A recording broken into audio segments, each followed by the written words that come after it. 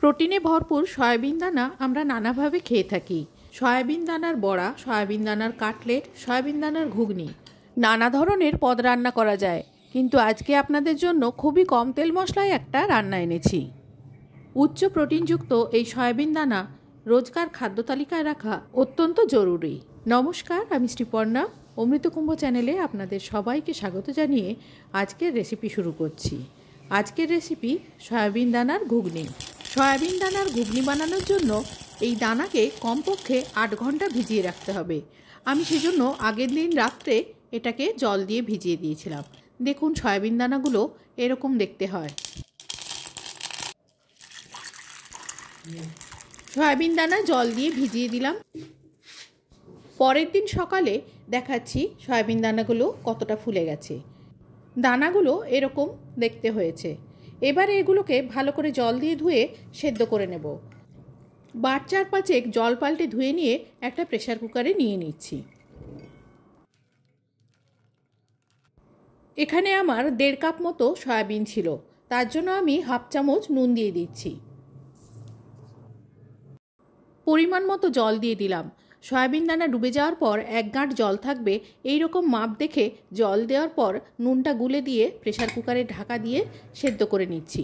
সাধারণত সাদা মটরের ঘুগনি করলে যে কটা সিটি দিতে হয় তার থেকে আরও 5-6টা সিটি এতে বেশি দিতে হয়, তবে গিয়ে সয়াবিন দানাগুলো এরকম সেদ্ধ হবে।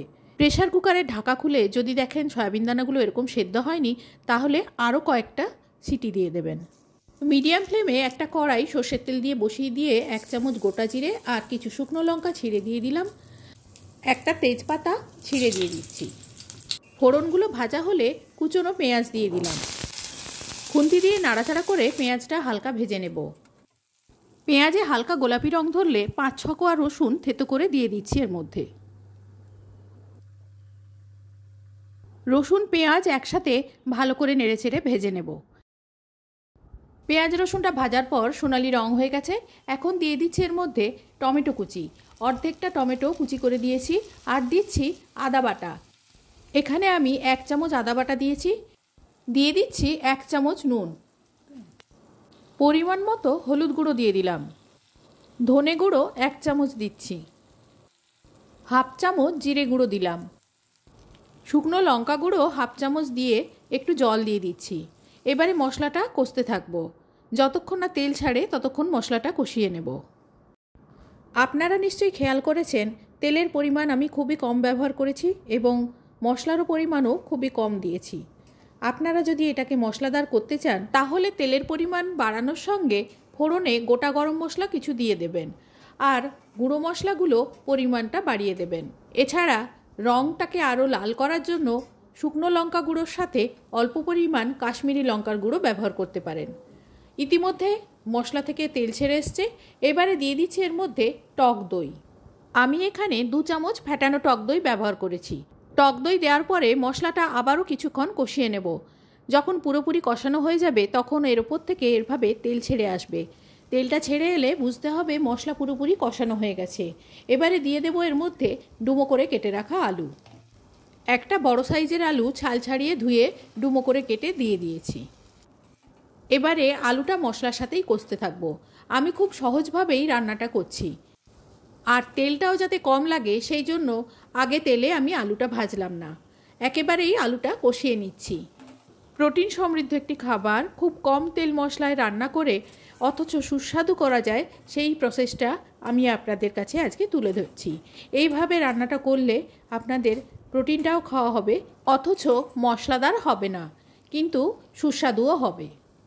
মিনিট 3-4 আলুটা এইভাবে মশলার সাথে কষিয়ে নেওয়ার পর দিয়ে দিলাম কাঁচা লঙ্কা। একটা লঙ্কা চিড়ে দিয়েছি আর একটা লঙ্কা কুচিয়ে দিলাম। এবারে সেদ্ধ করা সয়াবিন দানাগুলো এর মধ্যে দিয়ে দিলাম।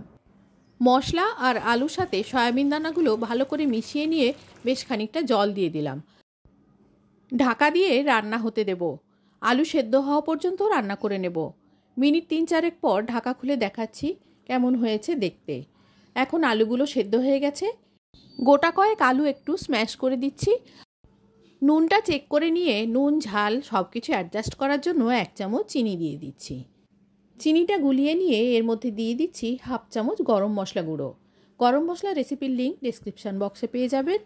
এবারে গরম মশলাটা ভালো করে মিশিয়ে নিয়ে ঢাকা দিয়ে গ্যাসটা অফ করে স্ট্যান্ডিং টাইমে 5 মিনিট রেখে দেওয়ার পর পরিবেশন করছি সয়াবিন দানার ঘুগনি। এই রেসিপি ভালো লাগলে একটা লাইক অবশ্যই দেবেন। কম তেল মশলায় রান্না এই উচ্চ প্রোটিনযুক্ত খাবারটি বন্ধুবান্ধবদের কাছে শেয়ার করতে ভুলবেন না। আজ এই পর্যন্ত, দেখা হবে অন্য কোনো দিন অন্য কোনো রেসিপিতে। ততদিন সবাই সুস্থ থাকবেন, ভালো থাকবেন, আনন্দে কাটাবেন। ধন্যবাদ।